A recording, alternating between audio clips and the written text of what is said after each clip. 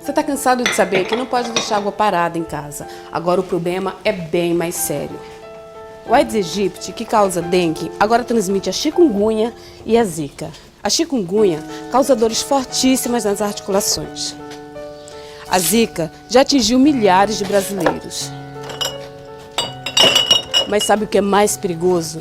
O Ministério da Saúde constatou que gestantes que contraíram a zika podem sofrer aborto espontâneo ou dar à luz a criança com microcefalia, que é a má formação do cérebro.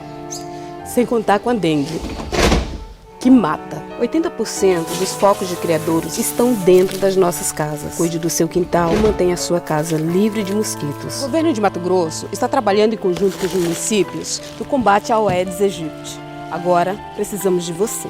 Governo de Mato Grosso. Estado de transformação. E cuidado com quem você cria em casa.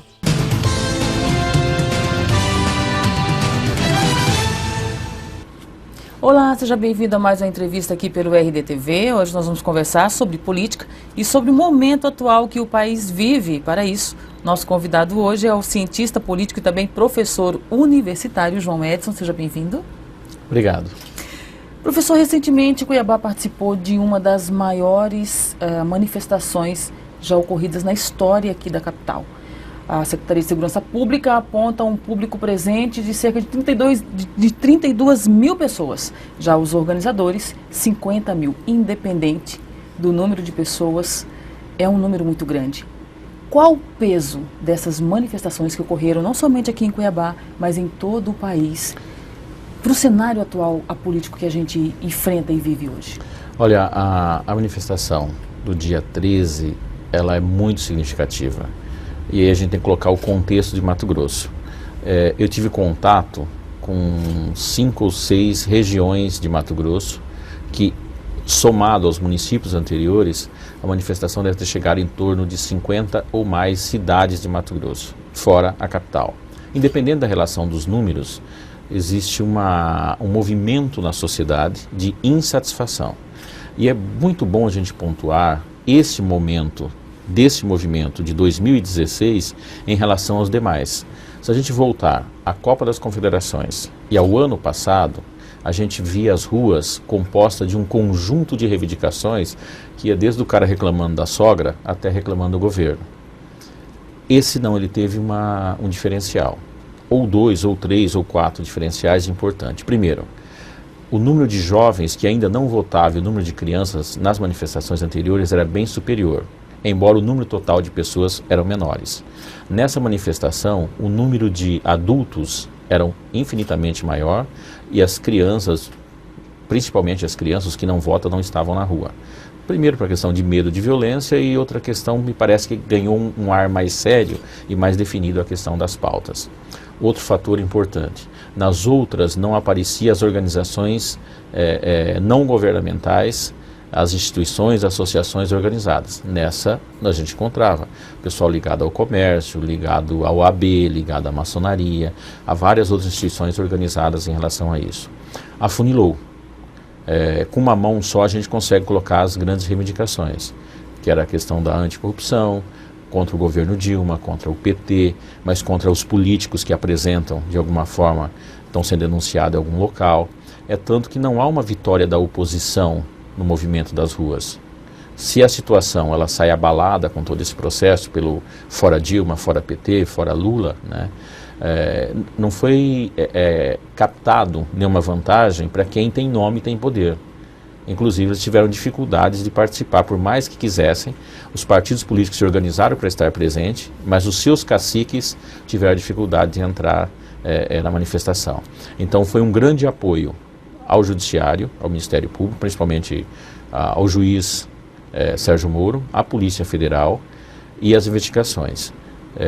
Tem uma frase do Mário Sérgio Cortella, que está correndo o Brasil afora, que eu acho que ela diz muito sobre essa questão. Ela não é um fim em si, início de um processo de limpeza. Então o Brasil ele começa a pensar diferente, uma forma de fazer política, uma forma de tratar aquilo que é o bem público. Reflexos disso no governo atual. A presidente Dilma tem se mostrado inabalável com relação aos apelos e anseios populares, dizendo que não vai, em hipótese alguma, abraçar a possibilidade de renúncia do cargo e tudo mais.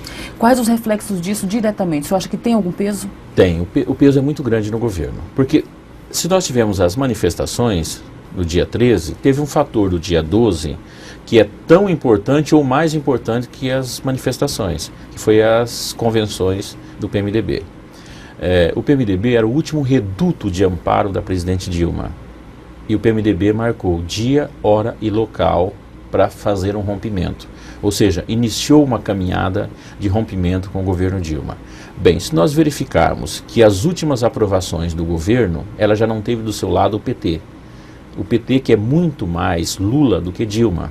E eu não tenho dúvida, se a Dilma for deposta, se ela pedir renúncia, se ela brigar com o PT, acontecer qualquer coisa, a mesma pecha que jogaram no Dulcídio vão jogar nela. Porque quando o Dulcídio ocorreu tudo aquilo que ele foi preso, o próprio partido, ao invés de fazer com o Dulcídio o que fez com o Lula, disse, não, esse cara veio do PMDB, ele não é nosso, nós não fabricamos ele.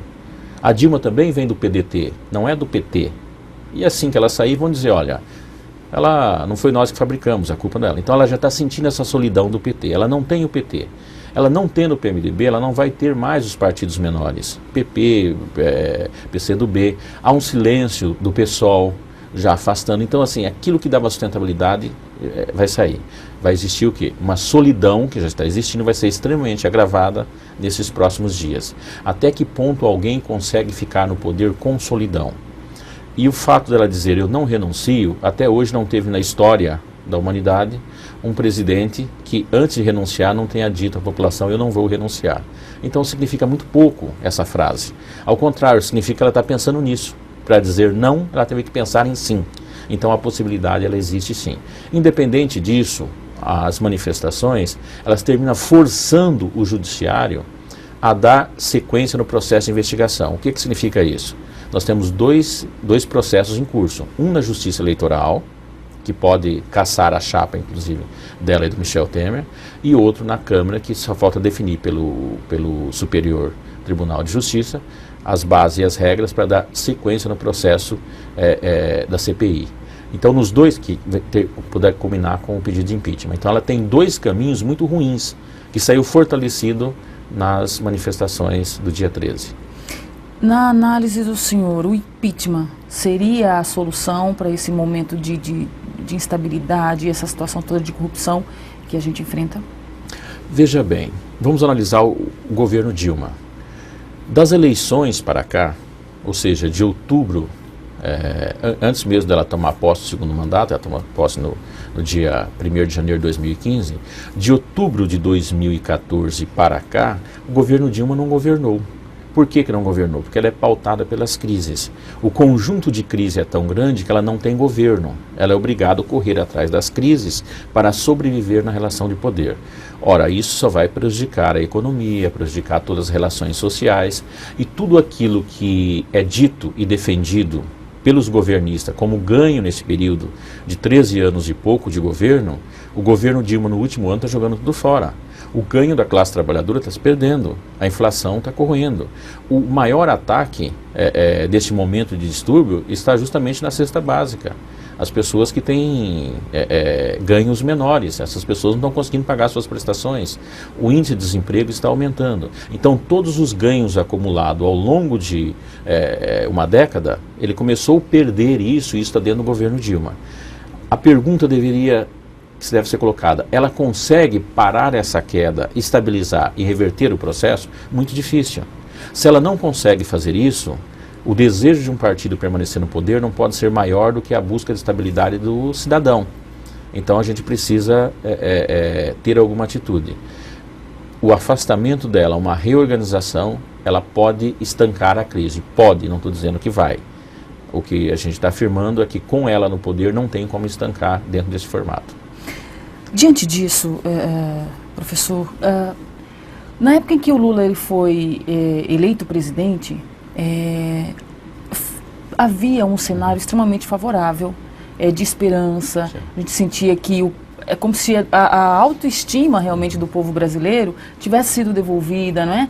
O país era constantemente elogiado por outras nações, havia investidores de olho aqui, vendo o Brasil como uma grande possibilidade daquele momento. Um cenário totalmente inverso desse que a gente vive atualmente.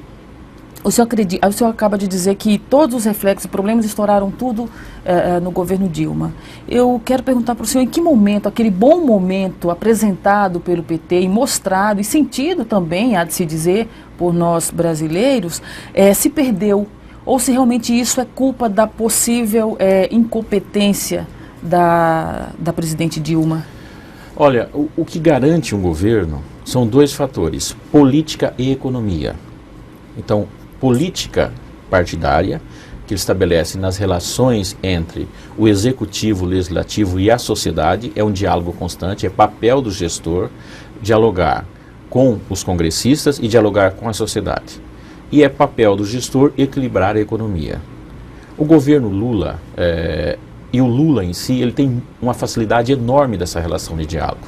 É tanto que ele chega ao poder e todo mundo que tinha medo dele passou a não ter medo, e as chamadas elites se aproximou do governo dele mais do que devia, se aproximou até promiscuamente, porque ele teve uma facilidade enorme de conversar com esse pessoal, de apontar para eles que ele não era nenhum perigo e que a sociedade brasileira podia dialogar os diversos setores. Com isso ele conseguiu conduzir. A presidente Dilma, ao contrário, e muito ao contrário do ex-presidente Lula, a sua capacidade de diálogo é praticamente zero. Ela não consegue dialogar com os seus, imagina com os diferentes, né? Tanto que ela está tendo problema dentro do próprio partido. E quando você não consegue estabelecer esse diálogo, você afeta diretamente a economia, porque a economia também está ligada a diálogo. Economia não são apenas moedas, não são apenas títulos.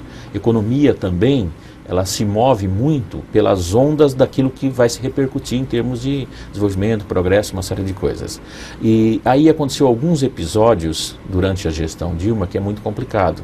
A pior coisa que existe no diálogo é a palavra dita e a palavra não cumprida. É a verdade inventada que se transforma em mentira. A campanha eleitoral da presidente Dilma, no momento de crise, vamos lembrar que o impacto da crise, ela estoura na Copa das Confederações em junho de 2013, esse impacto da crise lá e a saída através de várias mentiras. E por que eu estou chamando de mentiras? Porque foi dito coisas que seriam realizadas que até hoje não realizou. E foi dito coisas que não iria acontecer, que terminaram acontecendo. E nesse bojo caiu uma eleição. Então, se nós pegarmos a partir desse período, que exigia esse diálogo, que existia esse confronto, essa fala, esse convencimento, não houve esse convencimento. Então eu diria que aquele movimento do passe de ônibus em São Paulo é o marco fundamental da derrocada do poder constituído que está aí. Sobre a atuação da Polícia Federal. O governo do PT tem dito que nunca na história desse país houve uma ação tão livre da polícia, da justiça, com relação à busca e apontamento de pessoas de colarinho branco, né? Como agora. Isso é verdade? É verdade, é verdade. A gente precisa, nesses momentos, se abstrair e sair um pouco do bojo das discussões partidárias, de estar de um lado e do outro. Isso não significa estar em cima do muro, mas ter uma opinião um pouco mais fria em relação a isso. Em toda essa discussão, a situação e os governistas têm razão em muitas coisas. Aprofundamento de investigações, não engavetar as coisas, não ir para fechar, mas isso é uma conquista que não é necessariamente partidária, é uma conquista da sociedade. A partir da abertura política, a partir daí nós vamos conquistando. Nesse percurso tem contribuição do Collor, quando abriu os portos, tem contribuição do Fernando Henrique Cardoso e tem uma contribuição enorme do PT, com o Lula e com a própria Dilma, de chegar a uma altura de não ter mais o controle sobre as rédeas da justiça. E é assim, porque nós somos 3 poderes constituídos, livres entre si, né, e harmônicos. Ele era menos harmônico e menos livre, e independente nem se fala. Ele começa a ter essa relação de independência.